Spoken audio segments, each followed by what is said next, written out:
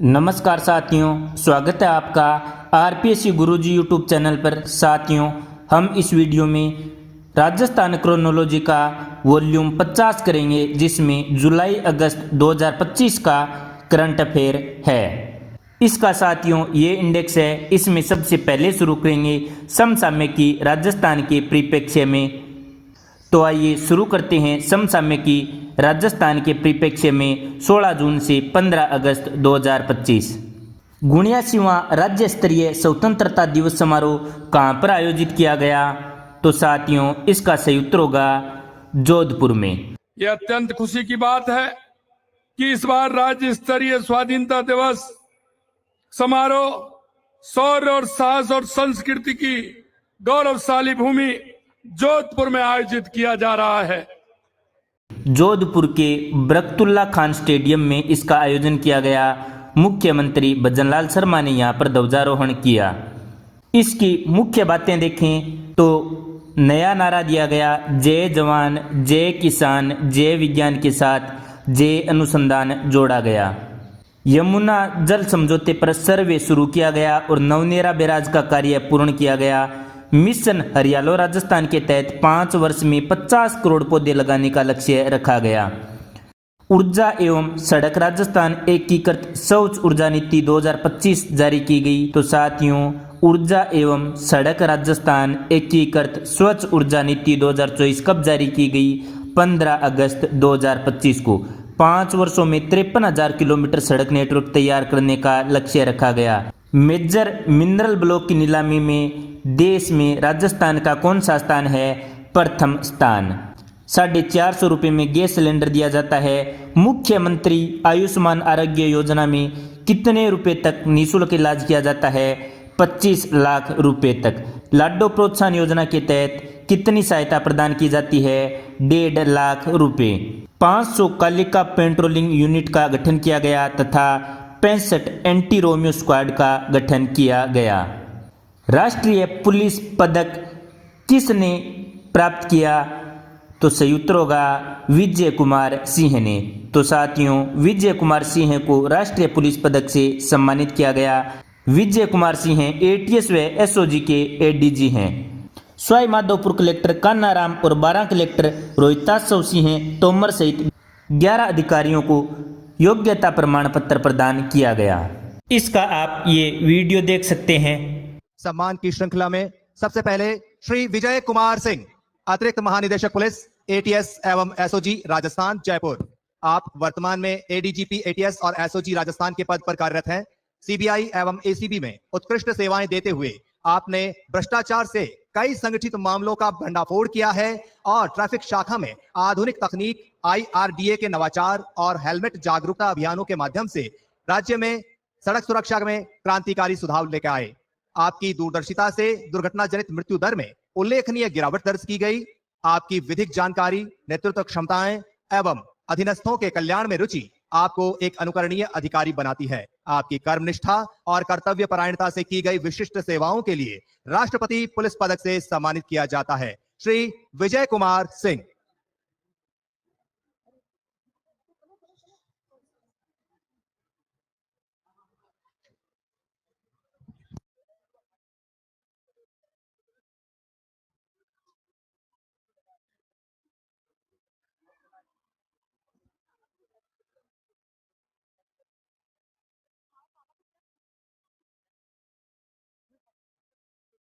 श्री काना राम आईएएस, जिला collector Sawai Madhopur.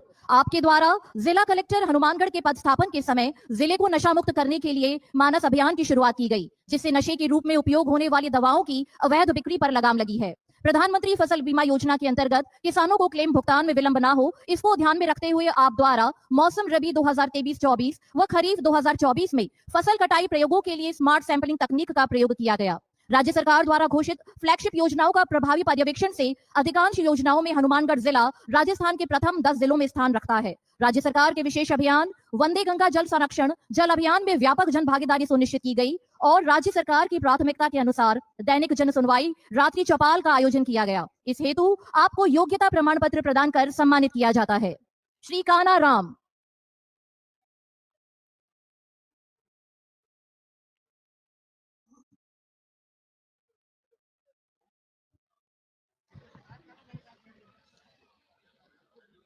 Shri Rohitashva Singh Tomar, IAS, जिला कलेक्टर 12, आपके जिले में खाद्य एवं नागरिक आपूर्ति विभाग के विभिन्न कार्यों योजनाओं जैसे राष्ट्रीय खाद्य सुरक्षा योजना में चयनित पात्र परिवारों सदस्यों की eKYC, LPG सब्सिडी योजना गिव अप अभियान, आधार सीडिंग एवं राष्ट्रीय खाद्य सुरक्षा योजना में नवीन पात्र परिवारों सदस्यों के चयन में महती भूमिका रही है। इस हेतु आपको योग्यता प्रमाण पत्र प्रदान कर सम्मानित किया जाता है। श्री रोहिताश्व सिंह तोमर।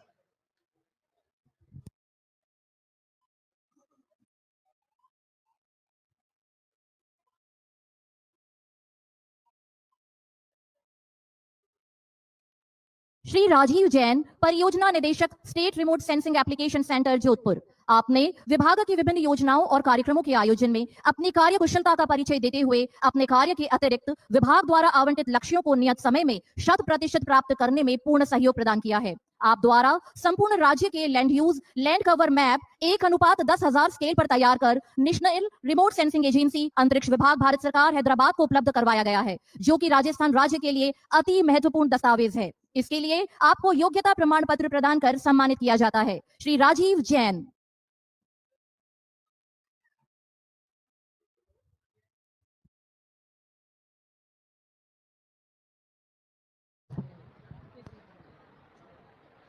डॉक्टर बलराम शर्मा, सह आचार्य, एंडोक्रायोनोलॉजी विभाग, सवाई मानसिंह चिकित्सालय, जयपुर। आपने एंडोक्रायोनोलॉजी विभाग में हार्मोन लैब और मेटाबॉलिक लैब की स्थापना में महत्वपूर्ण योगदान दिया।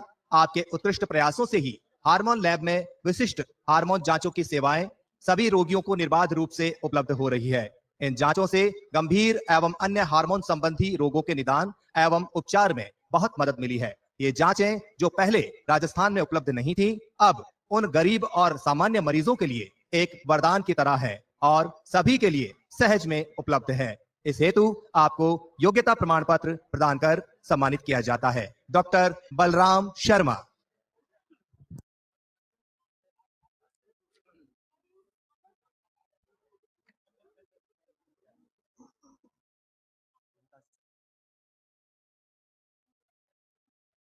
श्री रोहिताश जाट, उपनिदेशक, बीज प्रमाणीकरण, कृषि विभाग, जयपुर। आपने संस्था मुख्यालय पर बीज प्रमाणीकरण कार्य की मॉनिटरिंग के साथ साथ क्षेत्र निरीक्षण, बीज विधायन कार्य और निर्देशानुसार आवंटित कार्य निष्ठापूर्वक समय पर संपादित किए हैं। इसके अतिरिक्त भंडार और जैविक प्रमाणीकरण का कार्य भी कुशलता पूर्वक संपादित किया गया है। इसके लिए आपको योग्यता प्रमाण पत्र प्रदान कर सम्मानित किया जाता है। श्री रोहिताश जाट।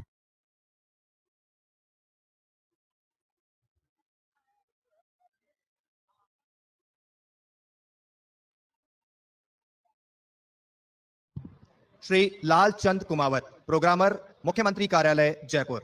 आप मुख्यमंत्री जी के राज्य स्तरीय कार्यक्रमों के लिए डिजिटल स्क्रीन संचालन, प्रेजेंटेशन, वीडियो फिल्में एवं दृश्य सामग्री के संयोजन जैसे कार्यों का अत्यंत जिम्मेदारी पूर्वक निर्वहन कर रहे हैं। आपने chief minister information system CMIS, visitor management system तथा CMO वेबसाइट के नियमित अद्यतन एवं तकनीकी रखरखाव में भी महत्वपूर्ण तकनीकी भूमिका निभाई है। इस हेतु आपको योग्यता प्रमाण पत्र प्रदान कर सम्मानित किया जाता है। श्री लालचंद कुमावत।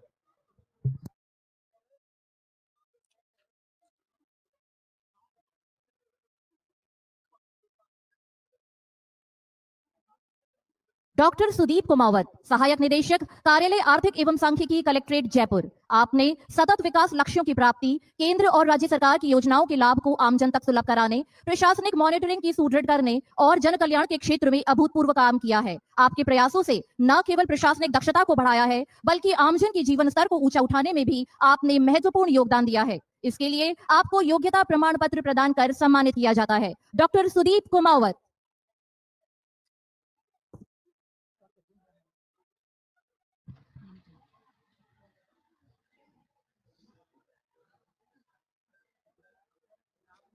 श्री नेमीचंद शर्मा, प्रशासनिक अधिकारी, पुलिस मुख्यालय, जयपुर।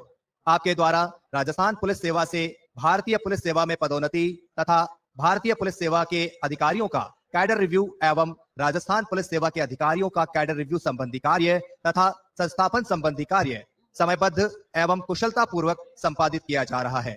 इस हेतु आपको योग्यता प्रमाण पत्र प्रदान कर सम्मानित किया जाता है। श्री नेमीचंद शर्मा।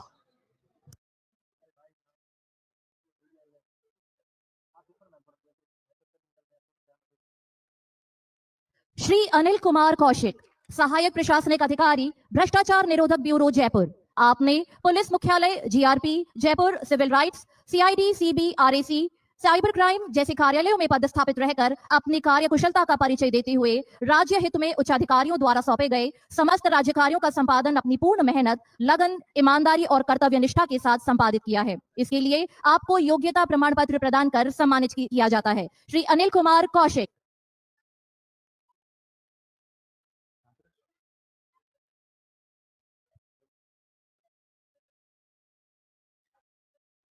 श्री राम प्रकाश, सहायक अनुभागाधिकारी, कार्मिक विभाग, शासन सचिवालय, जयपुर। आपकी वर्ष 2013 से निरंतर लगन, निष्ठा एवं कर्तव्य परायणता के साथ राज्य सरकार को अर्पित सेवाएं सदैव सराहनीय रही है। आपने आवंटित राज्य कार्य के अलावा उच्च अधिकारियों द्वारा समय समय पर निर्देशित कार्यों को पूर्ण लगन, निष्ठा, ईमानदारी, तत्परता एवं समर्पित भाव से संपादित किया है। इस हेतु आपको योग्यता प्रमाण पत्र प्रदान कर सम्मानित किया जाता है। श्री राम प्रकाश।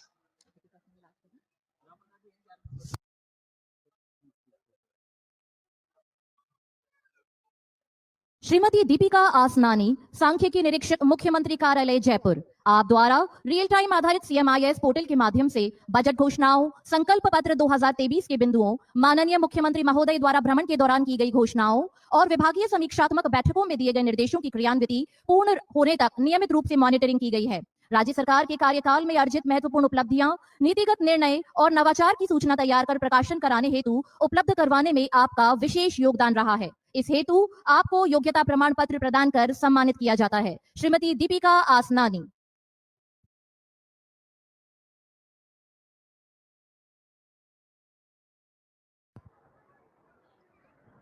माननीय मुख्यमंत्री महोदय, आपका बहुत बहुत आभार। कुछ अन्य पुरस्कृत अधिकारी भी हैं जिनका नाम आप पॉज करके आराम से पढ़ सकते हैं। 15 अगस्त की परेड का नेतृत्व IPS हेमंत कलाल ने किया। सांस्कृतिक कार्यक्रम में राजस्थान, ओडिशा, पश्चिमी बंगाल और गुजरात के लोक कलाकारों द्वारा प्रस्तुतियां प्रदान की गई। राज्य का सर्वश्रेष्ठ सरपंच अवार्ड किसे प्रदान किया गया? याद रखना, दिव्यांश M भारद्वाज को। कहाँ के हैं? आंवा ग्राम पंचायत के सरपंच हैं, टोंक जिले के। यह सम्मान कब दिया गया? 14 अगस्त 2025 को। कहाँ पर? मेहरानगढ़ किले में। इसी दौरान 14 पुलिस अधिकारियों एवं कर्मचारियों को पुलिस पदक तथा विभिन्न क्षेत्रों में उल्लेखनीय कार्य करने वाले 5 लोगों को प्रशस्ति पत्र भी प्रदान किया गया। राजस्थान के 41 जिलों की 11,341 ग्राम पंचायत में एकमात्र सरपंच हैं जिन्हें यह पुरस्कार प्रदान किया गया। इन्होंने स्विट्जरलैंड से MBA की है तथा आंवा का सरपंच बनकर आंवा को एक मॉडर्न मॉडल गांव बनाया है। आंवा मॉडल को महाराष्ट्र के 4 जिलों ने अपनाने की घोषणा की है। अन्य सम्मानित व्यक्ति एवं संस्था देखें तो चिकित्सा एवं समाज सेवा हेतु डॉक्टर विनोद कुमार जैन सीकर के, ज्वेलरी डिजाइन हेतु पारुल पाटनवाला जयपुर के, असाधारण शैक्षणिक उपलब्धि हेतु प्रशस्ति पत्र प्रदान किया गया। कोमल वर्मा सलूजा को, ये है कोटा की, और भीलवाड़ा जिले की मंडलगढ़ पंचायत समिति की दौलतपुरा ग्राम पंचायत को पौधारोपण के लिए पुरस्कार प्रदान किया गया। प्रदेश की पहली सेक्स सॉर्टेड सीमेन लैब का कहाँ पर शुभारंभ किया गया? तो संयुक्त होगा बस्सी, जयपुर में। कब? 11 अगस्त 2025 को। किसने उद्घाटन किया? पशुपालन मंत्री जोगाराम कुमावत ने। यह RCDF द्वारा संचालित की जाएगी। इसमें नेशनल डेयरी डेवलपमेंट बोर्ड आनंद गुजरात का तकनीकी सहयोग रहेगा। इसके लिए समझौता ज्ञापन यानी MOU किन के बीच में हुआ था? RCDF, RLDB तथा NDDB के बीच। प्रदेश में 90% तक मादा पशुओं का जन्म इससे सुनिश्चित किया जाएगा। राजस्थान में दुग्ध उत्पादन में क्रांति लाना तथा पशुपालकों की आय बढ़ाना इसका मुख्य उद्देश्य है। लैब की वार्षिक उत्पादन क्षमता 10 लाख सीमन डोज होगी। सेक्स सॉर्टेड सीमन की दर 239 रुपये प्रति डोज निर्धारित की गई है। पशुपालन मंत्री जोराराम कुमावत की अध्यक्षता में 30 जुलाई 2025 को हुई बैठक में निर्णय लिया गया कि राजस्थान ऊंट वध का प्रतिषेध और अस्थायी प्रव्रजन या निर्यात का विनियम अधिनियम 2015 के लिए नियम बनाए जाएंगे। ऊंटों के परिवहन के लिए अब जिला कलेक्टर के अलावा एसडीएम को भी सक्षम अधिकारी बनाया जाएगा। इसके लिए मानक संचालन प्रक्रिया एसओपी जारी की जाएगी। राजस्थान कोऑपरेटिव डेयरी फेडरेशन के माध्यम से ऊंटनी के दूध के विपणन के लिए एक कार्य योजना बनाई जाएगी। 14 जुलाई 2025 को राज्य मंत्रिमंडल की बैठक में आरपीएससी में सदस्य संख्या की वृद्धि के प्रस्ताव को मंजूरी प्रदान की गई। आरपीएससी में कितने नए सदस्य बढ़ाए गए? 3 सदस्य। अब वर्तमान में सदस्य कितने होंगे? 10 सदस्य, यानी एक अध्यक्ष प्लस 10 सदस्य, यानी टोटल 11 सदस्य होंगे अध्यक्ष सहित। इसके लिए राजस्थान लोक सेवा आयोग सेवा की शर्त विनियम 1974 के विनियम 3(1) में आवश्यक संशोधन किया गया है। प्रत्येक राज्य के लिए एक लोक सेवा आयोग का प्रावधान कौन से अनुच्छेद के तहत है? अनुच्छेद 315 के तहत। अनुच्छेद 316 के अनुसार आरपीएससी के अध्यक्ष और सदस्यों की नियुक्ति किसके द्वारा की जाती है? राज्यपाल के द्वारा। राज्य लोक सेवा आयोग के अध्यक्ष व सदस्यों का कार्यकाल कितना होता है? 6 वर्ष या 62 वर्ष की आयु, जो भी पहले हो। राज्य लोक सेवा आयोग के सदस्यों को हटाता कौन है? तो साथियों, राष्ट्रपति हटा सकता है। अनुच्छेद 317 के तहत नियुक्त तो राज्यपाल करता है लेकिन हटा नहीं सकता, हटाता केवल राष्ट्रपति है।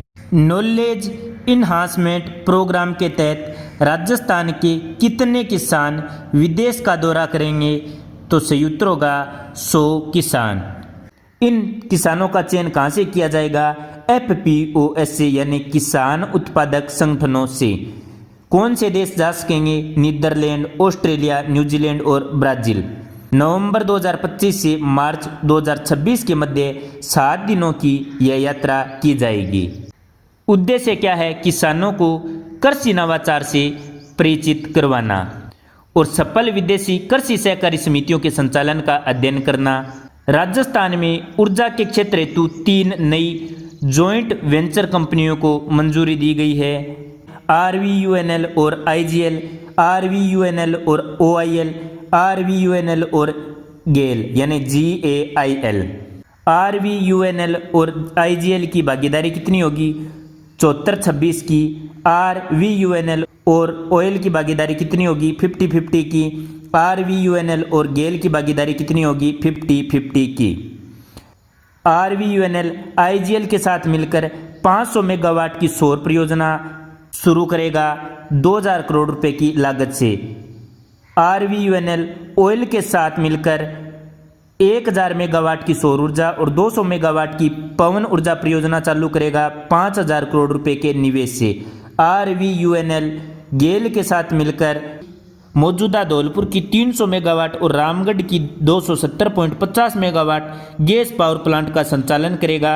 750 मेगावाट सौर ऊर्जा और 250 मेगावाट पवन ऊर्जा की नई परियोजना की स्थापना करेगा 4200 करोड़ रुपए की लागत से। राजस्थान एकीकृत स्वच्छ ऊर्जा नीति 2024 में संशोधन किया गया है। इसके तहत भूमि आवंटन प्रक्रिया को सुगम बनाया गया है। संशोधन के तहत 1000 मेगावाट या उससे अधिक क्षमता की अक्षय ऊर्जा या ग्रीन हाइड्रोजन परियोजनाओं के लिए MOU पर हस्ताक्षर किए गए हैं।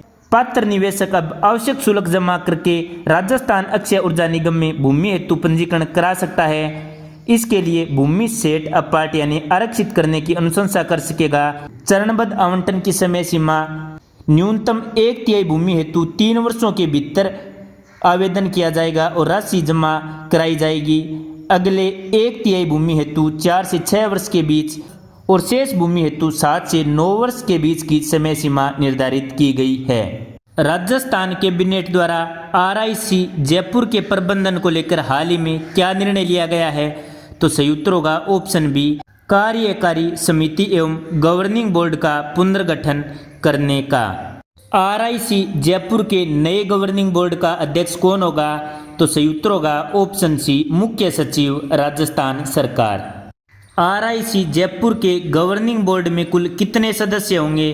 तो सही उत्तर होगा ऑप्शन सी, 15। RIC अर्थात राजस्थान इंटरनेशनल सेंटर कहाँ पर है? जयपुर में। अब इसके प्रबंधन ढांचे में बदलाव किया गया है। इसके लिए अब RIC जयपुर सोसाइटी होगी। नई गवर्निंग बॉडी में कौन होगा? अध्यक्ष और सदस्य। अध्यक्ष कौन होगा? मुख्य सचिव राजस्थान सरकार का। और बाकी होंगे 15 सदस्य, 6 सरकारी सदस्य, 6 राज्य सरकार द्वारा नामित सदस्य, 2 RIC के सदस्य, 1 RIC के निदेशक, यानी टोटल 15 सदस्य होंगे और 1 अध्यक्ष होगा। उद्देश्य क्या है? RIC को अंतर्राष्ट्रीय स्तर के आयोजन के लिए मजबूत बनाना तथा राजनीतिक नियुक्तियों को सीमित करना। राजस्थान मंत्रिमंडल ने 14 जुलाई 2025 को हुई अपनी बैठक में 3 राजकीय महाविद्यालयों के नाम बदले हैं। राजकीय स्नातकोत्तर महाविद्यालय ओसिया जो जोधपुर में है उसका नाम बदलकर शहीद गोरख रामवीर चक्र राजकीय स्नातकोत्तर महाविद्यालय ओसिया कर दिया है। राजकीय कन्या महाविद्यालय बुड्ढा जोहड़ रायसिंह नगर का नाम बदलकर राजकीय श्री गुरु जंबेश्वर कन्या महाविद्यालय बुड्ढा जोहड़ कर दिया है। राजकीय महाविद्यालय फतेहपुर सीकर का नाम बदलकर मोदीसन राजकीय महाविद्यालय फतेहपुर कर दिया है। राजस्थान में 197 नवीन पशु चिकित्सा उपकेंद्र खोले जाएंगे 2025-26 के बजट के तहत। कितने जिलों में? 28 जिलों में। इसके लिए 9 जुलाई 2025 को स्वीकृति प्रदान की गई है। इसमें सबसे ज्यादा बाड़मेर में 18 पशु चिकित्सा उपकेंद्र खोले जाएंगे। प्रत्येक उपकेंद्र के लिए फर्नीचर व उपकरण हेतु 30,000 रुपये स्वीकृत किए गए हैं और 394 नवीन पदों का सृजन किया जाएगा। उद्देश्य क्या है? पशुपालकों को बेहतर चिकित्सा सुविधाएं प्रदान करना तथा पशुधन स्वास्थ्य में सुधार करना। राजस्थान सरकार की प्रमुख नीतियां राजीविका की CRP प्लस नीति को मंजूरी प्रदान की गई है, जिसका मुख्य उद्देश्य है प्रदेश के SHGS और अन्य समुदाय आधारित संगठनों को मजबूत बनाना। अब पुरानी विलेज स्पोर्ट टीम व्यवस्था को खत्म कर दिया है और इसकी जगह सामुदायिक संसाधन व्यक्तियों यानी CRPS की नई प्रणाली लागू की गई है। चयनित सामुदायिक दलों को बेहतर प्रशिक्षण, मार्गदर्शन और संसाधन उपलब्ध कराए जाएंगे। इससे SHG ग्राम संगठनों और क्लस्टर लेवल फेडरेशन जैसे संगठनों का सशक्तिकरण अब अधिक प्रभावी ढंग से किया जा सकेगा। 14 जुलाई 2025 को राज्य मंत्रिमंडल ने 3 नई पॉलिसियों को मंजूरी प्रदान की है। Township policy 2024, Rajasthan city gas distribution policy 2025 और medical value travel policy 2025। Medical value travel policy 2025 यानी हील इन राजस्थान नीति 2025 के प्रारूप को मंजूरी दे दी गई है। उद्देश्य क्या है? राजस्थान को चिकित्सा यात्रा का एक डेस्टिनेशन बनाना। डिजिटल इंफ्रास्ट्रक्चर के तहत एक समर्पित MVT पोर्टल और मोबाइल ऐप विकसित किया जाएगा। इसी के साथ टेलीमेडिसिन, टेली कंसल्टेशन और बहुभाषी हेल्पलाइन व्यवस्था की जाएगी। एक MVT सेल की स्थापना की जाएगी जो मेडिकल टूरिज्म से जुड़ी गतिविधियों को देखेगा। निवेशकों को राजस्थान निवेश संवर्धन योजना और अन्य औद्योगिक व पर्यटन नीतियों के तहत विशेष प्रोत्साहन दिया जाएगा। PPP मॉडल का उपयोग किया जाएगा। पारंपरिक चिकित्सा को बढ़ावा दिया जाएगा यानी आयुष चिकित्सा को बढ़ावा दिया जाएगा। राजस्थान की मेडिकल ट्रेवल वैल्यू पॉलिसी 2025 के तहत किस डिजिटल प्लेटफॉर्म का विकास किया जाएगा? तो सही उत्तर होगा ऑप्शन बी, समर्पित MVT पोर्टल और मोबाइल ऐप का। MVT सेल किस उद्देश्य हेतु स्थापित की जाएगी? तो सही उत्तर होगा ऑप्शन बी, मेडिकल टूरिज्म से जुड़ी गतिविधियों का समन्वय करने के लिए। मेडिकल ट्रेवल वैल्यू पॉलिसी 2025 में निवेशकों को किस योजना के अंतर्गत प्रोत्साहन दिया जाएगा? तो सही उत्तर होगा ऑप्शन बी, RIPS के तहत। मेडिकल ट्रेवल वैल्यू पॉलिसी 2025 के तहत किस मॉडल पर अंतर्राष्ट्रीय मानकों के मल्टी स्पेशियलिटी अस्पताल विकसित किए जाएंगे? तो सही उत्तर होगा ऑप्शन सी, PPP मॉडल पर। मेडिकल ट्रेवल वैल्यू पॉलिसी 2025 में आधुनिक चिकित्सा के साथ किसको वैश्विक स्तर पर बढ़ावा दिया जाएगा? तो सही उत्तर होगा आयुष को यानी ऑप्शन डी, आयुर्वेद, योगा, यूनानी और सिद्ध को। टाउनशिप पॉलिसी 2024 उद्देश्य क्या है? शहरी क्षेत्रों में सुविधाओं को सुनिश्चित करते हुए नियोजित और सुव्यवस्थित विकास को बढ़ावा देना। सभी आकार की आवासीय योजनाओं में एक रूपता लाते हुए 7% क्षेत्र पार्क व खेलने के मैदान तथा 8% क्षेत्र अन्य सुविधाओं के लिए रखना अनिवार्य होगा। श्रमिकों के लिए न्यूनतम 5% क्षेत्रफल का भूखंड आरक्षित करना होगा। EWX या LIG के लिए आरक्षण निर्धारित किया गया है, यानी इनके लिए अब भूखंडों का आवंटन सीधे स्थानीय निकायों यानी नगर पालिका या परिषद द्वारा किया जाएगा। योजना पूरी होने के 5 साल तक या RWA के स्थानांतरण होने तक विकास कार्यों के रखरखाव के लिए 2.5% भूखंड रहन रखे जाएंगे। सभी टाउनशिप में वर्षा जल संरक्षण और अपशिष्ट जल पुनर्चक्रण के प्रावधान अनिवार्य किए गए हैं। इसके लिए एक राज्य स्तरीय निगरानी समिति का गठन किया जाएगा, जिसका अध्यक्ष प्रभारी सचिव UDH होगा। राज्य स्तरीय नोडल एजेंसी नगर नियोजन विभाग होगी। एजेंसी का प्रशासन नियंत्रण शहरी विकास व आवास विभाग के पास होगा। शहरी क्षेत्रों में सेक्टर सड़कों के किनारे व्यावसायिक पट्टी का विकास आपसी सहमति से भूमि अधिग्रहण करके किया जाएगा। यह नई टाउनशिप पॉलिसी वर्ष 2002 तथा 2010 की टाउनशिप नीतियों पर आधारित है। राजस्थान की टाउनशिप पॉलिसी 2024 का मुख्य उद्देश्य क्या है? शहरी क्षेत्रों में सुविधाओं सहित नियोजित और सुव्यवस्थित विकास को बढ़ावा देना। ऑप्शन बी राइट होगा। नई टाउनशिप पॉलिसी 2024 के तहत आवासीय योजनाओं में न्यूनतम कितने प्रतिशत क्षेत्र पार्क और खेल मैदान के लिए आरक्षित होगा? तो सही उत्तर होगा 7%। ऑप्शन बी राइट होगा। औद्योगिक योजनाओं में श्रमिकों के आवास हेतु न्यूनतम कितने प्रतिशत भूमि आरक्षित करनी होगी? तो सही उत्तर होगा ऑप्शन सी 5%। EWS और LIG वर्ग के लिए आरक्षित भूखंडों का आवंटन कौन करेगा? तो सही उत्तर होगा ऑप्शन डी स्थानीय निकाय यानी नगर पालिका या नगर परिषद। टाउनशिप पॉलिसी 2024 में रखरखाव सुनिश्चित करने हेतु कितने प्रतिशत भूखंड रहन रखे जाएंगे? तो सही उत्तर होगा 2.5%। ऑप्शन सी राइट होगा। नई टाउनशिप पॉलिसी 2024 में निगरानी समिति का अध्यक्ष कौन होगा? तो सही उत्तर होगा ऑप्शन सी प्रभारी सचिव UDH। नई टाउनशिप पॉलिसी किन वर्षों की टाउनशिप नीतियों के अनुभव पर आधारित है? तो सही उत्तर होगा ऑप्शन बी 2002 और 2010 की नीतियों पर। राजस्थान सिटी गैस डिस्ट्रीब्यूशन नीति यानी CDG 2025, इसके तहत पाइप के माध्यम से नेचुरल गैस PNG और CNG की आपूर्ति की जाती है। इसका रेगुलेशन कौन करता है? पेट्रोलियम और प्राकृतिक गैस विनियामक बोर्ड PNGRB।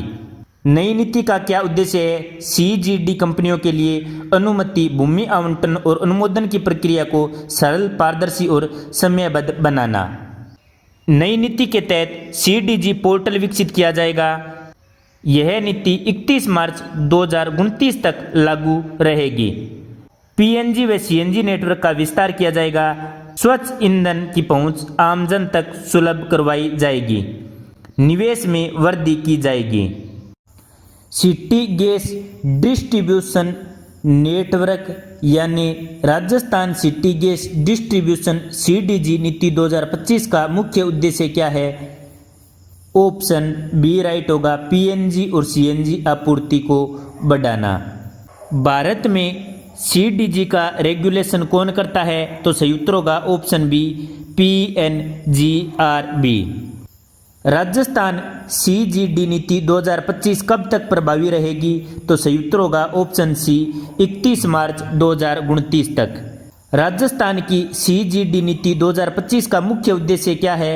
तो सही उत्तर होगा ऑप्शन बी अनुमति, भूमि आवंटन और अनुमोदन को सरल व पारदर्शी बनाना। CGD नीति 2025 के तहत राज्य में किस ईंधन को बढ़ावा दिया जाएगा? सही उत्तर होगा ऑप्शन सी प्राकृतिक गैस यानी मीथेन या CH4 को। CGD नीति 2025 के अंतर्गत स्वीकृतियों को सुगम बनाने के लिए क्या शुरू किया जाएगा? तो सही उत्तर होगा ऑप्शन बी CGD पोर्टल। आइए शुरू करते हैं राजस्थान का आर्थिक परिदृश्य।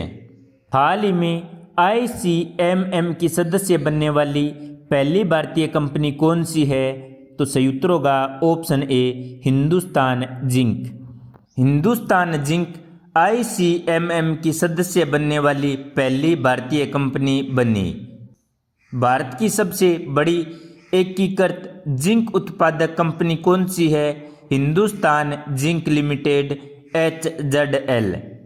HZL को दुनिया की 25 अग्रणी खनन कंपनियों में शामिल किया गया है जो जिम्मेदार और सस्टेनेबल खनन के लिए वैश्विक मानक निर्धारित करती है। HZL वर्ष 2021 के बाद ICMM का पहला नया सदस्य बनी है। मेजर मिनरल ब्लॉक की नीलामी में भारत में प्रथम स्थान किस राज्य को मिला? तो सही उत्तर होगा ऑप्शन डी, राजस्थान को 103 ब्लॉकों की नीलामी के साथ। मेजर मिनरल ब्लॉक की नीलामी में राजस्थान का देश में कौन सा स्थान है? पहला स्थान है। राजस्थान ने 103 ब्लॉकों की सफल नीलामी की है। राष्ट्रीय स्तर पर कुल कितने ब्लॉकों की नीलामी की गई है? 500 ब्लॉकों की, जिसमें से 103 राजस्थान के हैं। वर्तमान सरकार ने 18 महीनों के कार्यकाल में 64 ब्लॉकों का ऑक्शन सफलतापूर्वक पूरा किया है। अब तक की गई नीलामी में 73 ब्लॉकों के लिए माइनिंग लीज और 26 ब्लॉकों के लिए कंपोजिट लाइसेंस जारी किए गए हैं। प्रमुख खनिज इस प्रकार से हैं: 75 लाइमस्टोन के, 11 आयरन ओर के, 5 बेस मेटल के, 3 मैग्नीज के, 2 गोल्ड के, 4 सिलिसस अर्थ के, 2 पोटास के, 1 गार्नेट ब्लॉक शामिल है। भारत सरकार के खान मंत्रालय ने जनवरी 2025 में कोणार्क, ओडिशा में आयोजित राज्य खनन मंत्रियों के तीसरे सम्मेलन में खनिज ब्लॉक की नीलामी में प्रदर्शन के लिए राजस्थान को पहला स्थान दिया था। उत्तर भारत का पहला ग्रीन हाइड्रोजन हब कहाँ पर बनेगा? IIT जोधपुर के परिसर में। उत्तर भारत का तो पहला होगा, मगर देश का कौन सा होगा? देश का चौथा ग्रीन हाइड्रोजन हब होगा। इससे पहले 3 कहाँ पर स्थापित किए गए हैं क्लस्टर? भुवनेश्वर पुणे में, पुणे पश्चिम में और केरल दक्षिण में, और चौथा होगा IIT जोधपुर में। यह PPP यानी सार्वजनिक निजी भागीदारी मॉडल पर आधारित होगा। इसके तहत कुल लगभग 205 करोड़ रुपए व्यय किए जाएंगे। इससे सालाना लगभग 350 टन ग्रीन हाइड्रोजन का उत्पादन किया जाएगा। इसमें अपशिष्ट जल, सौर ऊर्जा और बायोमास का उपयोग करके हाइड्रोजन तैयार की जाएगी, जिसका उपयोग परिवहन, अमोनिया उत्पादन, सिटी गैस वितरण में मिश्रण के रूप में किया जाएगा। प्रमुख भागीदार देखें तो शैक्षणिक रूप से IIT Delhi, BARC Mumbai, IIT Gandhinagar, IIT Bhubaneswar, MNIT Jaipur, BITS Pilani, Manipal विश्वविद्यालय जयपुर। औद्योगिक भागीदार देखें तो NTPC, वारी एनर्जी, अशोक लीलैंड, AG&P प्रथम, Snyder electric, Indraprastha gas, inch enviro technology, technique energies. सरकारी या NGO देखें तो राजस्थान सरकार, ऊर्जा पर्यावरण, जल परिषद जोधपुर एवं मरुद्रा उद्योग संघ। दुनिया का सबसे बड़ा पॉलीमर इंजेक्शन अभियान कहाँ पर चलाया जा रहा है? बाड़मेर सांचौर बेसिन में। इसका संचालन कौन कर रहा है? केयर्न इंडिया द्वारा। कहाँ पर? मंगला क्षेत्र में। मंगला क्षेत्र कहाँ पर है? बाड़मेर सांचौर बेसिन में। इसमें पॉलीमर फ्लडिंग तकनीकी का उपयोग किया जाता है, जिसमें क्षारीय सरफेक्टेंट पॉलीमर को कुओं में इंजेक्ट किया जाता है ताकि चट्टानों से चिपके कच्चे तेल को बाहर निकाला जा सके। उद्देश्य क्या है? क्रूड ऑयल उत्पादन को 1.5 गुना तक बढ़ाना। इसका अगला चरण अगस्त में शुरू होगा, जिसके बाद यह दुनिया की दूसरी सबसे बड़ी परियोजना बन जाएगी। बाड़मेर सांचौर बेसिन में दुनिया का सबसे बड़ा पॉलीमर इंजेक्शन अभियान किसके द्वारा चलाया जा रहा है? तो सही उत्तर होगा ऑप्शन सी, केयर्न इंडिया द्वारा। बाड़मेर सांचौर बेसिन में केयर्न इंडिया द्वारा पॉलीमर इंजेक्शन अभियान किस क्षेत्र में चलाया जा रहा है? तो सही उत्तर होगा ऑप्शन ए, मंगला क्षेत्र में। बाड़मेर सांचौर बेसिन में पॉलीमर इंजेक्शन अभियान मंगला क्षेत्र में चलाया जा रहा है। कथन बी, यह अभियान भारत पेट्रोलियम द्वारा संचालित है। तो साथियों ऑप्शन ए राइट है। हाल ही में बखरी टिब्बा ब्लॉक में प्राकृतिक गैस का उत्पादन शुरू किया गया। बखरी टिब्बा कहाँ पर है? जैसलमेर में। संचालक कौन है? ऑयल यानी ऑयल इंडिया लिमिटेड। इसकी घोषणा 2 जून 2025 को केंद्रीय पेट्रोलियम मंत्री हरदीप सिंह पुरी द्वारा की गई। वर्तमान में 67,200 SCMD गैस का उत्पादन किया जा रहा है, जिसे गेल RRVUNL को दिया जा रहा है। ऑयल को यह ब्लॉक DMF राउंड 3 के तहत मिला था। बखरी टिब्बा जैसलमेर में प्राकृतिक गैस उत्पादन की शुरुआत किस कंपनी ने की है? तो सही उत्तर होगा option B, oil India limited ने। वारी टेक्नोलॉजी अपना सौर ऊर्जा संयंत्र कहाँ पर स्थापित करेगी? तो सही उत्तर होगा बीकानेर में।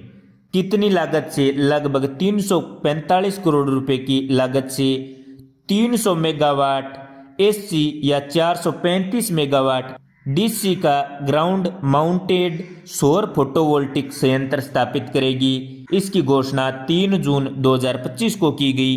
प्रोजेक्ट के तहत एक 33 या 220 वोल्ट पुलिंग सब स्टेशन भी विकसित किया जाएगा ताकि ग्रिड में बिजली का ट्रांसमिशन आसानी से हो सके। हिंदुस्तान जिंक की 3 माइंस को 5 स्टार रेटिंग मिली है। यह 5 स्टार रेटिंग किस संस्था ने प्रदान की है? तो सही उत्तर होगा भारतीय खान ब्यूरो यानी IBM ने। वित्त वर्ष 2023-24 के लिए यह 5 स्टार मिले हैं। कौन सी माइंस हैं ये 3? कायड़, सिंदेसर खुर्द और रामपुर अगुचा। किसके लिए? वैज्ञानिक, सुरक्षित और सस्टेनेबल खनन तरीकों के लिए। यह पुरस्कार जून 2025 में केंद्रीय मंत्री जी किशन रेड्डी द्वारा प्रदान किया गया। कायड़, सिंदेसर खुर्द, रामपुर अगुचा ये सभी क्या हैं? सिस्साजस्ता की खान है। कहाँ पर स्थित हैं? रामपुर अगुचा भीलवाड़ा में, सिंदेसर खुर्द राजसमंद में, कायड़ अजमेर में स्थित है। अब हम देखते हैं प्रमुख समझौते या MOU। वैशाली नगर जयपुर में डिपार्टमेंट स्टोर खोलने के लिए किन के बीच MOU हुआ है? तो सही उत्तर होगा कॉनफेड यानी राजस्थान राज्य सहकारी उपभोक्ता संघ और NCCF यानी भारतीय राष्ट्रीय उपभोक्ता सहकारी संघ के बीच। कब? 31 जुलाई 2025 को। स्टोर पर NCCF के जना ब्रांड के ऑर्गेनिक उत्पाद और कॉनफेड के उपहार ब्रांड के मसाले व मिलेट्स प्रमुखता से उपलब्ध होंगे। कॉनफेड और NCC मिलकर जयपुर में डिपार्टमेंटल स्टोर कहाँ खोलने जा रहे हैं? तो सही उत्तर होगा वैशाली नगर। कॉनफेड और NCCF के बीच डिपार्टमेंटल स्टोर खोलने हेतु MOU कब साइन हुआ? तो सही उत्तर होगा 31 जुलाई 2025 को। जयपुर में डिपार्टमेंट स्टोर खोलने की साझेदारी किन 2 संस्थाओं के बीच हुई है? तो सही उत्तर होगा कॉनफेड और NCCF के बीच। कॉनफेड के किस ब्रांड के मसाले और मिलेट्स जयपुर के डिपार्टमेंटल स्टोर पर उपलब्ध होंगे? तो सही उत्तर होगा उपहार। निम्न में से कौन सा ब्रांड NCCF का है जो जयपुर के डिपार्टमेंटल स्टोर में उपलब्ध होगा? तो सही उत्तर होगा जन्ना। वनाश्रितों की आजीविका हेतु 7 अगस्त 2025 को किसके बीच MOU हुआ है? तो सही उत्तर होगा राजीविका और वानिकी समिति के बीच। RFBDP यानी Rajasthan forest and biodiversity development project के अंतर्गत यह समझौता किया गया है। यह प्रोजेक्ट फ्रांस के सहयोग से राजस्थान के 13 जिलों के 800 गांवों में 2023 से 2031 तक चलाया जाएगा। इसके तहत 1200 SHGS यानी स्वयं सहायता समूहों का गठन और सशक्तिकरण किया जाएगा। Rajasthan forest and biodiversity development project RFBDP किसके सहयोग से संचालित है? आप इसका जवाब नीचे कमेंट में बताइए। RFBDP परियोजना किन वर्षों के बीच लागू की जा रही है? तो सही उत्तर होगा ऑप्शन बी 2023 से 2031 के बीच। RFBDP परियोजना राजस्थान के कितने जिलों और गांवों में चल रही है? तो सही उत्तर होगा 13 जिलों के 800 गांवों में। ऑप्शन बी राइट होगा। RFBDP परियोजना के अंतर्गत कितने SHGS बनाने का लक्ष्य रखा गया है? तो सही उत्तर होगा ऑप्शन सी 1200। चिकित्सा क्षेत्र के विद्यार्थियों और स्वास्थ्य कर्मियों के लिए digital health foundation course DHFC प्रारंभ करने के लिए किन के मध्य MOU हुआ है? तो सही उत्तर होगा RUHS यानी राजस्थान स्वास्थ्य विज्ञान विश्वविद्यालय जयपुर और कोयटा फाउंडेशन मुंबई के बीच कब हुआ है? 24 जुलाई 2025 को। 24 जुलाई 2025 को RUHS यानी राजस्थान स्वास्थ्य विज्ञान विश्वविद्यालय और कोयटा फाउंडेशन के बीच किस विषय पर MOU साइन हुआ है? तो सही उत्तर होगा option B digital health foundation course. RUHS कहाँ पर है? जयपुर में, और कोयटा फाउंडेशन का मुख्यालय कहाँ पर है? मुंबई में। यह पहल केंद्र सरकार के Ayushman Bharat digital health mission के अनुरूप है, जिसका लक्ष्य स्वास्थ्य सेवाओं में डिजिटल तकनीकी के उपयोग को बढ़ावा देना है। इस 13 मॉड्यूल वाले ऑनलाइन कोर्स में EMRS, AI जैसे विषय शामिल हैं। इसमें वर्चुअल डिजिटल हेल्थ लैब के माध्यम से प्रायोगिक अनुभव भी दिया जाएगा। सहकारी समितियों को निर्यात के क्षेत्र में कार्य करने का अवसर प्रदान करने के लिए, जिससे राज्य के उत्पादों को वैश्विक पहचान मिले और समितियों की आय में वृद्धि हो, इसके लिए किन के बीच MOU हुआ है? तो सही उत्तर होगा राजफेड और NCEL के बीच। राजफेड का पूरा नाम क्या है? राजस्थान राज्य क्रय विक्रय सहकारी संघ लिमिटेड, और NCEL का राष्ट्रीय सहकारी निर्यात लिमिटेड। कब हुआ है? 14 जुलाई 2025 को। राजफेड क्या करेगा? राज्य सरकार ने राजफेड को केंद्र द्वारा गठित 3 राष्ट्रीय बहुराज्यीय सहकारी समितियों ऑर्गेनिक्स, बीज और निर्यात के लिए नोडल एजेंसी नामित किया है। इसके साथ ही राजफेड का तीनों राष्ट्रीय सहकारी समितियों के साथ गठजोड़ पूरा हो गया है, जो प्रदेश में सहकार से समृद्धि कार्यक्रम को गति प्रदान करेगा। आपराधिक मामलों में पीड़ितों के पुनर्वास हेतु किन के बीच MOU 8 जुलाई 2025 को किया गया है? तो सही उत्तर होगा जयपुर पुलिस और फोर्टी के बीच। फोर्टी का पूरा नाम क्या है? राजस्थान व्यापार एवं उद्योग महासंघ। जयपुर के पुलिस कमिश्नर बिज्जू जॉर्ज जोसेफ और फोर्टी के अध्यक्ष सुरेश अग्रवाल ने इस समझौते पर हस्ताक्षर किए। उद्देश्य क्या है? आपराधिक मामलों के गंभीर और कमजोर स्थिति वाले पीड़ितों को पुनर्वास सहायता प्रदान करना। इसका लाभ विशेषकर बच्चों, महिलाओं, बुजुर्गों और बीमार व्यक्तियों को मिलेगा। पुनर्वास के तहत शैक्षणिक सहायता, कौशल विकास व आर्थिक सुरक्षा प्रदान की जाएगी। इसके क्रियान्वयन के लिए फोर्टी एक विशेष विंग स्थापित करेगा। पुलिस कमिश्नर ऑफिस से भेजे गए मामलों की जांच के बाद एक व्यवसायी पीड़ित परिवार के पुनर्वास की जिम्मेदारी लेगा। साइबर सुरक्षा में पेशेवर विकास हेतु किन के बीच MOU हुआ है? तो बिट्स पिलानी और CERTIN के बीच। बिट्स का पूरा नाम क्या है? Birla institute of technology and science, और CERTIN का Indian computer emergency response team. उद्देश्य क्या है? सरकारी, सार्वजनिक क्षेत्र और उद्योग जगत के पेशेवरों के लिए साइबर सुरक्षा में एक पेशेवर विकास कार्यक्रम शुरू करना। 8 सप्ताह का एक पेशेवर विकास कार्यक्रम होगा, जो 19 जुलाई 2025 को लॉन्च किया जाएगा। कार्यक्रम का संचालन बिट्स पिलानी के हैदराबाद परिसर में स्थित राष्ट्रीय सुरक्षा अनुसंधान उत्कृष्टता केंद्र CENSE द्वारा CERTIN के मार्गदर्शन में किया जाएगा। CERTIN सूचना प्रौद्योगिकी अधिनियम 2000 के तहत घटना प्रतिक्रिया हेतु राष्ट्रीय नोडल एजेंसी है। किसानों को BBSSL के माध्यम से उच्च गुणवत्ता वाले बीज उपलब्ध करवाने के लिए किन के बीच MOU हुआ है? तो सही उत्तर होगा राजफेड, BBSL और NCOL के बीच। राजफेड का पूरा नाम राजस्थान राज्य क्रय विक्रय सहकारी संघ, और NCOL का पूरा नाम राष्ट्रीय सहकारी ऑर्गेनिक्स लिमिटेड, BBSSL का पूरा नाम भारतीय बीज सहकारी समिति लिमिटेड। MOU कब हुआ? 9 जुलाई 2025 को। इसके तहत जैविक उत्पादों यानी बासमती चावल, दालें, शहद, मिलेट्स और औषधीय उत्पादों के लिए विपणन के बेहतर अवसर मिलेंगे। इससे किसानों की आय में वृद्धि होगी तथा बाजार तक पहुंच बढ़ेगी। राजपेड को दोनों राष्ट्रीय सहकारी समितियों के लिए नोडल एजेंसी नामित किया गया है राजस्थान सरकार द्वारा। राजस्थान में 2700 से अधिक सहकारी समितियां BBSSL की सदस्य बन चुकी हैं। लगभग 217 सहकारी समितियां NCOL की सदस्य बन चुकी हैं। अब देखते हैं महत्वपूर्ण समिति या आयोग के बारे में। जनगणना 2027 के लिए राज्य स्तरीय समन्वयन समिति का गठन किया गया है। गठन कब किया गया? अगस्त 2025 में। आप इस प्रश्न का जवाब दीजिए। जनगणना 2027 के लिए अगस्त 2025 में गठित एक राज्य स्तरीय जनगणना समन्वय समिति का अध्यक्ष कौन होगा? तो सही उत्तर होगा मुख्य सचिव राजस्थान सरकार।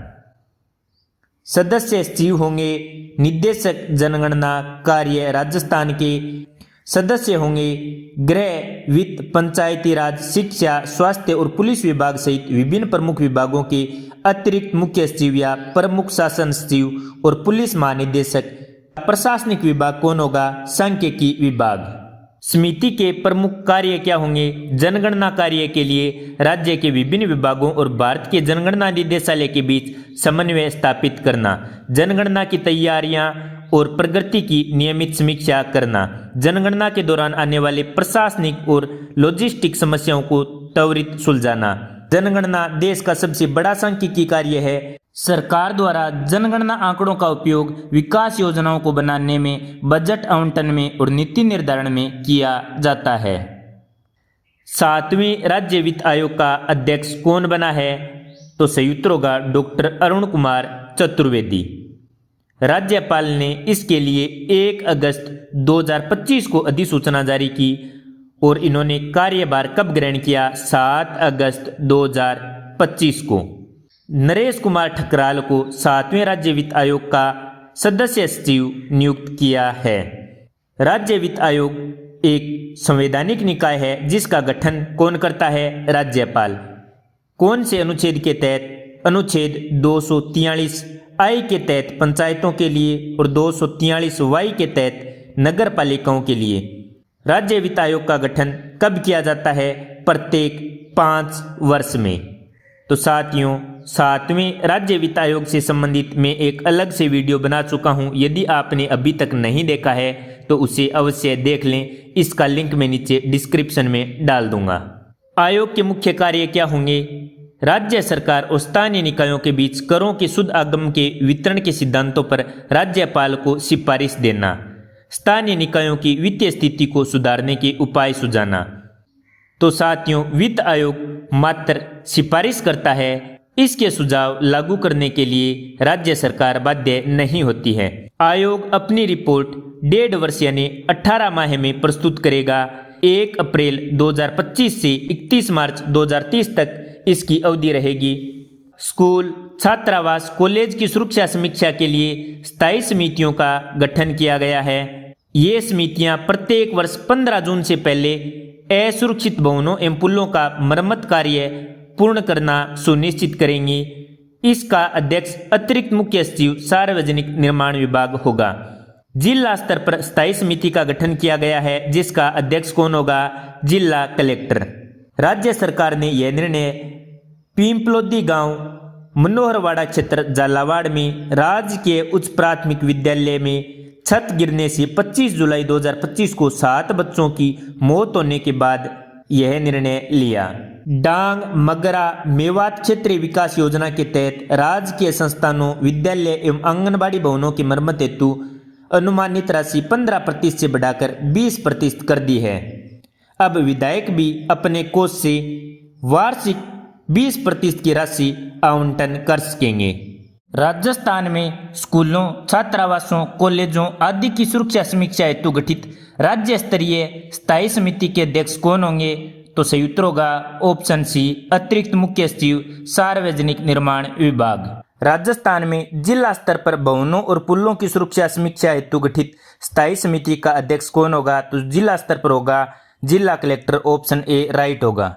राज्य सरकार द्वारा गठित स्थायी समितियां प्रत्येक वर्ष असुरक्षित भवनों एवं पुलों का मरम्मत कार्य कब तक पूर्ण करना सुनिश्चित करेंगी? तो सही उत्तर होगा ऑप्शन बी 15 जून से पहले। खेलो इंडिया यूनिवर्सिटी गेम्स समन्वय समिति का गठन किया गया है। 5वें संस्करण का आयोजन कहां पर किया जाएगा? नवंबर 2025 में जयपुर में। तो साथियों याद रखना, खेलो इंडिया यूनिवर्सिटी गेम्स के 5वें संस्करण का आयोजन नवंबर 2025 में जयपुर में किया जाएगा। इसके लिए 19 सदस्यीय आयोजन एवं समन्वय समिति का गठन किया गया है, जिसका अध्यक्ष मुख्यमंत्री भजनलाल शर्मा को बनाया गया है तथा सह अध्यक्ष केंद्रीय खेल मंत्री को बनाया गया है। भारतीय विद्यालय संघ, भारतीय ओलंपिक संघ और भारतीय खेल प्राधिकरण के प्रतिनिधि भी इसमें शामिल किए गए हैं। नवंबर 2025 में आयोजित होने वाले खेलो इंडिया यूनिवर्सिटी गेम्स के 5वें संस्करण का आयोजन कहां पर किया जाएगा? तो सही उत्तर होगा ऑप्शन बी जयपुर में।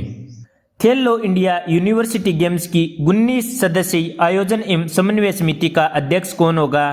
तो सही उत्तर होगा ऑप्शन बी राजस्थान के मुख्यमंत्री भजनलाल शर्मा। खेलो इंडिया यूनिवर्सिटी गेम्स आयोजन एवं समन्वय समिति के सह अध्यक्ष कौन होंगे? तो सही उत्तर होगा ऑप्शन बी केंद्रीय खेल मंत्री। आप नीचे कमेंट में बताइए हमारे केंद्रीय खेल मंत्री कौन है। राज्य दंत परिषद का पुनर्गठन होगा। राष्ट्रीय दंत आयोग अधिनियम 2021 के तहत इसका पुनर्गठन किया जाएगा। RCA की नई चयन समितियों के अध्यक्ष में सीनियर चयन समिति का अध्यक्ष किसे बनाया गया है? विलास जोशी को। जूनियर बॉयज चयन समिति का अध्यक्ष किसे बनाया गया है? अनूप दवे को। और महिला क्रिकेट टीम चयन समिति का अध्यक्ष किसे बनाया गया है? पूनम यादव को। RCA की फुल फॉर्म क्या है? Rajasthan cricket board. Rajasthan cricket संघ की सीनियर चयन समिति का अध्यक्ष कौन बना है? तो सही उत्तर होगा ऑप्शन बी विलास जोशी। राजस्थान क्रिकेट संघ की जूनियर बॉयज चयन समिति का अध्यक्ष कौन बना है? तो सही उत्तर होगा option A Anoop Dave. Rajasthan cricket संघ की महिला क्रिकेट टीम चयन समिति की अध्यक्ष कौन बनी है? तो सही उत्तर होगा ऑप्शन सी पूनम यादव। तो याद रखना, राजस्थान क्रिकेट बोर्ड की सीनियर चयन समिति का अध्यक्ष है विलास जोशी, जूनियर का है अनूप दवे और महिला का है पूनम यादव। अब साथियों महत्वपूर्ण योजना या परियोजना देखते हैं। कृषक उपहार योजना में संशोधन को मंजूरी प्रदान की गई है। अब योजना का लाभ केवल उन किसानों को मिलेगा जो अपनी उपज ई नाम पोर्टल के माध्यम से बेचते हैं और भुगतान भी ई पेमेंट से करते हैं। कारण क्या? डिजिटल लेन देन को प्रेरित करने के लिए यह संशोधन किया गया है। कृषक उपहार योजना की पुरस्कार राशि में भी परिवर्तन किया है। मंडी स्तर पर दिए जाने वाले पुरस्कार की राशि बढ़ा दी गई है। मंडी स्तर पर हर 6 महीने में पुरस्कार प्रदान किया जाता है।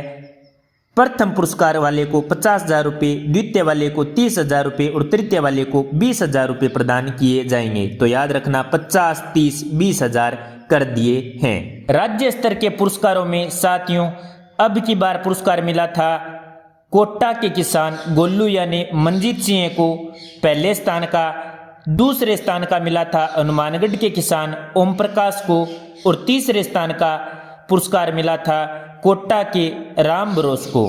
कृषक उपहार योजना कब शुरू की गई थी? 1 अक्टूबर 2021 को। मंडी स्तर पर पहले यह राशि 25, 15 और 10,000 रुपये थी। अब बढ़ाकर कितनी कर दी है? 50, 30 और 20,000।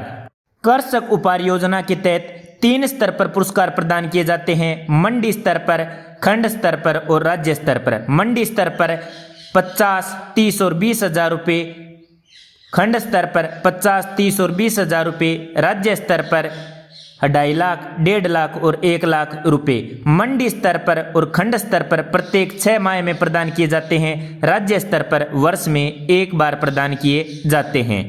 हाल ही में कृषक उपहार योजना में किए गए संशोधन के अनुसार अब योजना का लाभ केवल किन किसानों को मिलेगा? तो सही उत्तर होगा ऑप्शन बी वे किसान जो ई नाम पोर्टल के माध्यम से उपज बेचते हैं और ई पेमेंट से भुगतान प्राप्त करते हैं। प्रधानमंत्री फसल बीमा योजना का राष्ट्रीय स्तरीय डीबीटी कार्यक्रम कहां पर आयोजित किया गया? झुंझुनू में। कब? 11 अगस्त 2025 को। इसके तहत रबी 2024-25 और खरीफ 2024 सीजन की बीमा राशि किसानों के खाते में सीधी ट्रांसफर की गई। राजस्थान के 9.70 लाख से अधिक किसानों को 1426 करोड़ रुपए भेजे गए। देश भर में 34.48 लाख किसानों को 3900 करोड़ रुपए का भुगतान किया गया। इस सरदा दौसा पेयजल परियोजना का शिलान्यास 4 अगस्त 2025 को डूंगरपुर गांव यानी लालसोट विधानसभा क्षेत्र में किसने किया? तो सही उत्तर होगा मुख्यमंत्री भजनलाल शर्मा ने। लागत कितनी आएगी? लगभग 350 करोड़ रुपए। योजना कब पूरी होगी? वर्ष 2027 तक। इससे लालसोट कस्बे और 302 गांवों की लगभग 6.27 लाख आबादी को स्वच्छ पेयजल मिलेगा। माही डैम को जोआई बांध से जोड़ने की परियोजना को मंजूरी मिल चुकी है। पाली, जालोर, सिरोही और बाड़मेर में इससे पेयजल समस्या का स्थायी समाधान होगा। डीपीआर तैयार करने के लिए 15.60 करोड़ रुपए की प्रशासनिक एवं तकनीकी स्वीकृति जारी की गई है।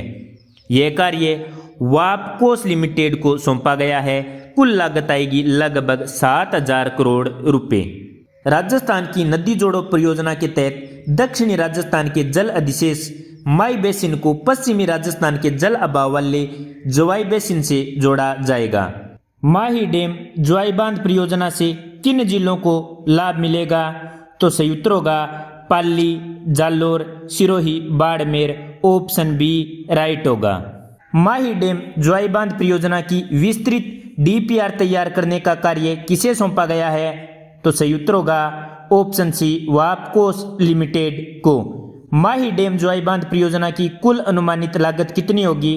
तो सही उत्तर होगा ऑप्शन सी 7000 करोड़ रुपए। गोरबिया सौर ऊर्जा परियोजना का उद्घाटन 19 जुलाई 2025 को केंद्रीय नवीन एवं नवीकरणीय ऊर्जा मंत्री प्रहलाद जोशी ने कहां पर किया? तो सही उत्तर होगा बाप तहसील फलोदी जिले में। कितने मेगावाट की? 435 मेगावाट की। डेवलपर कौन है? जलेस्ट्रा इंडिया। इसके लिए टॉपकॉन बाइफेशियल सोलर पैनल और 1300 से अधिक रोबोटिक सफाई इकाइयों का उपयोग किया गया है। इससे सालाना लगभग 7.05 लाख टन कार्बन उत्सर्जन कम होगा और 1.28 लाख घरों को बिजली मिलेगी। राजस्थान की लगभग 70% बिजली क्षमता अब नवीकरणीय ऊर्जा से प्राप्त होती है। याद रखना, राजस्थान की 70% बिजली नवीकरणीय ऊर्जा से प्राप्त होती है। गोरबिया सौर ऊर्जा परियोजना कहां पर है? बाप तहसील फलोदी में। डॉक्टर अंबेडकर पंचतीर्थ निःशुल्क यात्रा योजना किसके लिए शुरू की गई है? तो अनुसूचित जाति के लिए। इसके तहत डॉक्टर भीमराव अंबेडकर के जीवन से जुड़े 5 पवित्र तीर्थ स्थलों यानी पंचतीर्थ की निःशुल्क रेल यात्रा करवाई जाएगी। ये 5 स्थल कौन से हैं? जन्मभूमि, दीक्षा भूमि, महापरिनिर्वाण भूमि, चैत्य भूमि और इंदु मिल यानी स्मारक। जन्मभूमि कहाँ पर है अंबेडकर की? महू मध्य प्रदेश। दीक्षा भूमि नागपुर महाराष्ट्र। महापरिनिर्वाण भूमि दिल्ली। चैत्य भूमि मुंबई। इंदु मिल या स्मारक मुंबई। डॉक्टर भीमराव अंबेडकर के जीवन से जुड़े 5 तीर्थों के भ्रमण हेतु दिशा निर्देश कब जारी किए गए? 2025 में। तो साथियों, योजना का प्रारंभ वर्ष 2025। योजना में कुल लाभार्थियों की विभागीय सीमा कौन निर्धारित करेगा? 7 सदस्यीय समिति। सामाजिक न्याय एवं अधिकारिता विभाग के निदेशक इसके अध्यक्ष होते हैं। अंबेडकर तीर्थ स्थल यात्रा योजना की घोषणा कब की गई थी? मुख्यमंत्री द्वारा वर्ष 2023-24 के संकल्प पत्र में इसकी घोषणा की गई थी। कितने स्थानों की यात्रा करवाई जाएगी? 5 स्थानों की। यात्रा पर जाने के लिए पात्रता क्या होगी? राजस्थान का मूल निवासी हो, आयकरदाता न हो, पूर्व में यात्रा न करने का स्व घोषणा पत्र देना होगा। और 2 ये बाकी पात्रता हैं, आप इन्हें पॉज करके पढ़ सकते हैं। तीर्थ यात्रा योजना हेतु जिला स्तर पर प्रबंध समिति का अध्यक्ष कौन होगा? जिला कलेक्टर। इसके लिए 7 सदस्यीय समिति होगी। राजस्थान सरकार द्वारा प्रारंभ की गई डॉक्टर अंबेडकर पंचतीर्थ निःशुल्क यात्रा योजना का उद्देश्य क्या है? तो सही उत्तर होगा ऑप्शन बी अनुसूचित जाति वर्ग के मूल निवासियों को डॉक्टर अंबेडकर से जुड़े 5 स्थलों की निःशुल्क यात्रा कराना। नालसा वीर परिवार सहायता योजना 2025। नालसा वीर परिवार सहायता योजना 2025 का उद्देश्य क्या है? रक्षा कर्मियों, पूर्व सैनिकों एवं उनके परिवार के सदस्यों को निःशुल्क विधिक सेवा क्लिनिक के माध्यम से उपलब्ध करवाना, यानी इसके तहत कानूनी सेवाएं प्रदान की जाएंगी। इस योजना के तहत जयपुर में एक विधिक सेवा क्लिनिक का वर्चुअल शुभारंभ 26 जुलाई 2025 को किया गया है। नालसा के द्वारा शुरू की गई नालसा वीर परिवार सहायता योजना 2025 का मुख्य उद्देश्य क्या है? तो सही उत्तर होगा ऑप्शन सी, रक्षा कर्मियों, पूर्व सैनिकों और उनके परिवारों को निःशुल्क एवं सुलभ कानूनी सेवाएं उपलब्ध करवाना क्लिनिक के माध्यम से। राजस्थान में नालसा वीर परिवार सहायता योजना 2025 के तहत जयपुर में विधिक सेवा क्लिनिक का वर्चुअल शुभारंभ कब किया गया? तो सही उत्तर होगा 26 जुलाई 2025 को। मुख्यमंत्री आयुष्मान आरोग्य योजना यानी मां योजना में अपडेट किया गया है। इस योजना के तहत अब तक 43 लाख से अधिक रोगियों को 5,000 करोड़ रुपए से अधिक का निःशुल्क उपचार मिल चुका है। इसमें सामान्य बीमारी से लेकर रोबोटिक सर्जरी और एलोपैथी से लेकर आयुष पद्धति तक शामिल हैं।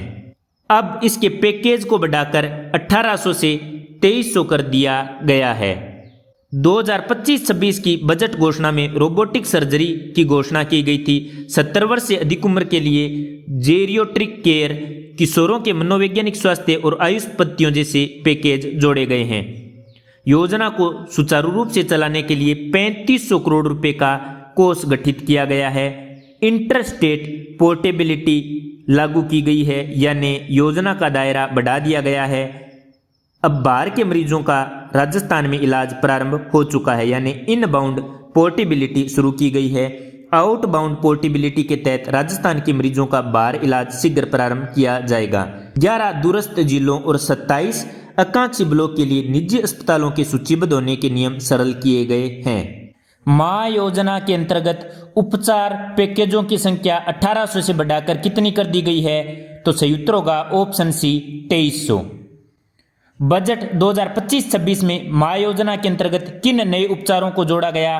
तो सही उत्तर होगा ऑप्शन ए, रोबोटिक सर्जरी, जीरियाट्रिक केयर, किशोरों का मानसिक स्वास्थ्य एवं आयुष पद्धतियां। मां योजना के सुचारू संचालन हेतु कितना समर्पित कोष गठित किया गया है? तो सही उत्तर होगा ऑप्शन सी, 3500 करोड़ रुपए।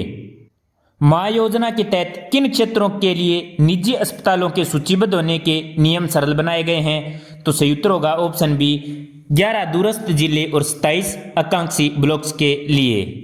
सीमावर्ती 4 जिलों के दुग्ध उत्पादकों हेतु विशेष योजना शुरू की गई है। ये 4 जिले कौन से हैं? उदयपुर, बांसवाड़ा, बाड़मेर और रानीवाड़ा जालोर, यानी गुजरात सीमा से सटे 4 जिले हैं। इसमें मुख्यमंत्री दुग्ध उत्पादन संबल योजना के तहत 5 रुपए के अनुदान के अलावा 2 रुपए का अतिरिक्त अनुदान दिया जाएगा, यानी इन जिलों को 7 रुपए का अनुदान प्रदान किया जाएगा। इसके अलावा स्वास्थ्य बीमा भी प्रदान की गई है। मात्र 370 रुपए यानी 10% प्रीमियम में परिवार के 4 सदस्यों का 2.5 लाख रुपए तक का स्वास्थ्य बीमा किया जा सकेगा। शेष 90% प्रीमियम RCDF और दुग्ध संघ वहन करेगा। इसके अलावा दुर्घटना बीमा भी शुरू की गई है। मात्र 14 रुपए में 5 लाख रुपए तक की दुर्घटना बीमा करवाई जा सकती है। राजस्थान में दुग्ध उत्पादकों हेतु विशेष योजना किन सीमावर्ती जिलों में शुरू की गई है? तो साथियों, मैंने बताया था गुजरात से सटे 4 जिले उदयपुर, बांसवाड़ा, बाड़मेर, रानीवाड़ा, जालोर। तो सही उत्तर होगा ऑप्शन बी, सरस लाडो मायरा योजना। पंजीकृत दुग्ध उत्पादन की बेटियों की विवाह पर 21,000 रुपए का मायरा दिया जाएगा। उद्देश्य लिंगानुपात सुधारना और बाल विवाह रोकना। फ्लेक्सी बायोगैस प्लांट, पशुपालकों को घर पर बायोगैस प्लांट स्थापित करने के लिए लगभग 29,000 रुपए का अनुदान दिया जाएगा, जिससे उन्हें प्रति माह 2 LPG सिलेंडरों के बराबर गैस मिलेगी। दुग्ध का भुगतान अब सीधे किसानों के बैंक खातों में किया जाएगा। चारा दुग्ध संघों के प्रोसेसिंग प्लांट को अपग्रेड कर उनकी क्षमता बढ़ाई जाएगी। पंडित दीनदयाल उपाध्याय गरीबी मुक्त गांव योजना, पंडित दीनदयाल उपाध्याय गरीबी मुक्त गांव योजना के अंतर्गत प्रथम चरण में कितने गांवों का चयन किया गया है? तो सही उत्तर होगा ऑप्शन सी 5000 गांवों का। बीपीएल जनगणना 2002 में चिन्हित परिवारों को आत्मनिर्भर बनाने के लिए यह योजना शुरू की गई है। प्रथम चरण में 5000 गांवों का चयन किया जाएगा, जिसके लिए 3000 करोड़ रुपए के बजट का प्रावधान किया गया है। बीपीएल परिवारों को स्वरोजगार हेतु 1 लाख रुपए तक की सहायता दी जाएगी। एसएचजी की महिलाओं को 15,000 रुपए तक की कार्यशील पूंजी प्रदान की जाएगी। गरीबी रेखा से ऊपर उठे परिवारों को सम्मान स्वरूप 21,000 रुपए का प्रोत्साहन दिया जाएगा। निम्न कथनों पर विचार कीजिए। पंडित दीनदयाल उपाध्याय गरीबी मुक्त गांव योजना के लिए प्रथम चरण में 300 करोड़ रुपए का प्रावधान किया गया है। इस योजना के तहत स्वयं सहायता समूह की महिलाओं को 15,000 रुपए तक की कार्यशील पूंजी उपलब्ध कराई जाएगी। गरीबी रेखा से ऊपर उठे परिवारों को 25,000 रुपए की प्रोत्साहन राशि दी जाएगी। सही विकल्प कौन सा होगा साथियों? 1 नंबर विकल्प सही होगा, ऑप्शन ए राइट होगा, केवल 1 और 2। इसके अंदर गरीबी मुक्त गांव योजना के लिए 300 करोड़ रुपए के बजट का प्रावधान किया गया है। एसएचजी महिलाओं को 15,000 रुपए तक की कार्यशील पूंजी उपलब्ध कराई जाएगी। बीपीएल परिवार को 1 लाख रुपए स्वरोजगार हेतु प्रदान किए जाएंगे। गरीबी रेखा से ऊपर उठे परिवार को 21,000 रुपए की प्रोत्साहन राशि दी जाएगी, न कि 25,000 रुपए की। तो सही उत्तर होगा ऑप्शन ए। बायो फोर्टिफाइड मिलेट न्यूट्री बार पायलट वितरण परियोजना का शुभारंभ किसके द्वारा किया गया? तो सही उत्तर होगा ऑप्शन बी, उप मुख्यमंत्री दिया कुमारी द्वारा। बायो फोर्टिफाइड मिलेट न्यूट्री बार पायलट प्रोजेक्ट किन जिलों में शुरू किया गया है? तो सही उत्तर होगा ऑप्शन ए, जयपुर एवं उदयपुर में। बायो फोर्टिफाइड मिलेट न्यूट्री बार में प्रमुख रूप से कौन कौन से तत्व शामिल हैं? बाजरा, गेहूं, मूंगफली, गुड़, शहद। ऑप्शन बी राइट होगा। श्री अन्न योजना से प्रेरित होकर प्रदेश में बायो फोर्टिफाइड मिलेट्स न्यूट्री बार का पायलट वितरण प्रारंभ किया गया है। आंगनबाड़ी केंद्रों में 3 से 6 वर्ष के बच्चों में पोषण स्तर को सुधारने के लिए 15 जुलाई 2025 को उप मुख्यमंत्री दिया कुमारी ने जयपुर में इस पायलट प्रोजेक्ट का शुभारंभ किया। पहले यह जयपुर और उदयपुर के चयनित आंगनबाड़ी केंद्रों में शुरू किया गया है। इसके तहत लगभग 10,000 बच्चों को 6 महीने तक सप्ताह में 5 दिन 20 ग्राम की एक न्यूट्री बार किट दी जाएगी। यह बार बायो फर्टिफाइड बाजरा, गेहूं, मूंगफली, गुड़ और शहद से बनी है। इसके लिए CSR तथा IRM, PATH व हार्वेस्ट प्लस जैसी संस्थाओं का सहयोग लिया जा रहा है। मुख्यमंत्री अवधि पार ब्याज राहत एकमुश्त समझौता योजना 2025-26 की तारीख बढ़ाकर 30 सितंबर 2025 कर दी है। अब ऋणी न्यूनतम 25% राशि जमा करा सकेंगे। अब उन्हें केवल मूलधन और बीमा प्रीमियम ही चुकाना होगा, यानी किसी प्रकार का दंड पे नहीं करना होगा। भूमि विकास बैंक के माध्यम से किसानों को 5% ब्याज अनुदान पर दीर्घकालीन कृषि ऋण दिए जाएंगे। वृद्ध वरदान योजना पंडित दीनदयाल उपाध्याय शेखावाटी विश्वविद्यालय द्वारा शुरू की गई है।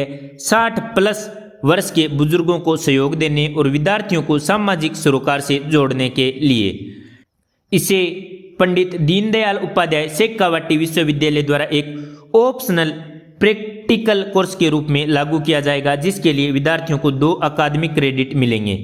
BSNL के सहयोग से एक टोल फ्री नंबर और ऐप तैयार किया जा रहा है वृद्ध वरदान योजना के लिए। BESS यानी battery energy storage system project, RERC यानी राजस्थान विद्युत विनियामक आयोग ने 1000 मेगावाट आवर की बैटरी ऊर्जा भंडारण प्रणाली की स्थापना हेतु टैरिफ को मंजूरी प्रदान की है।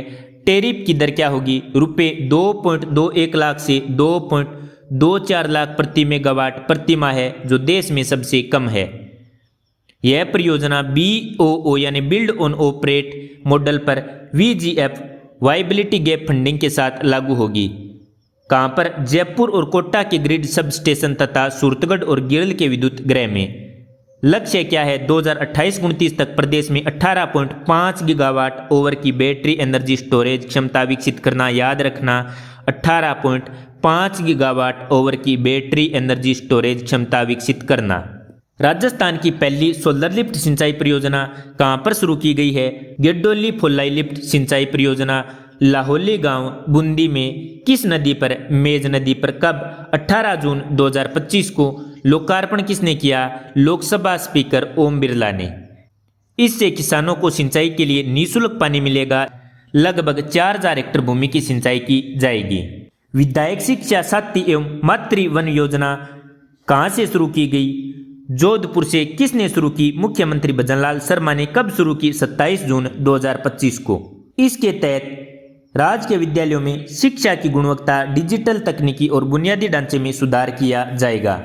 जोधपुर विधायक अतुल बंसाली की पहल पर जोधपुर के राज्य के विद्यालयों में शुरू की गई मातृ वन योजना के अंतर्गत जोधपुर के वन क्षेत्रों में 5 लाख पौधे लगाए जाएंगे।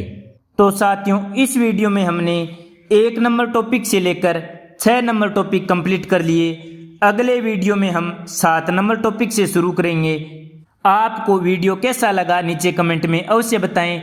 यदि आपने आरपीएससी गुरुजी यूट्यूब चैनल सब्सक्राइब नहीं किया है तो सब्सक्राइब अवश्य करें, ताकि साथियों ज़्यादा से ज़्यादा सपोर्ट मिल सके और आपके लिए अच्छे अच्छे वीडियो ला सकें। यदि आपका कोई सुझाव हो तो नीचे कमेंट में अवश्य दें। धन्यवाद। जय हिंद, जय भारत।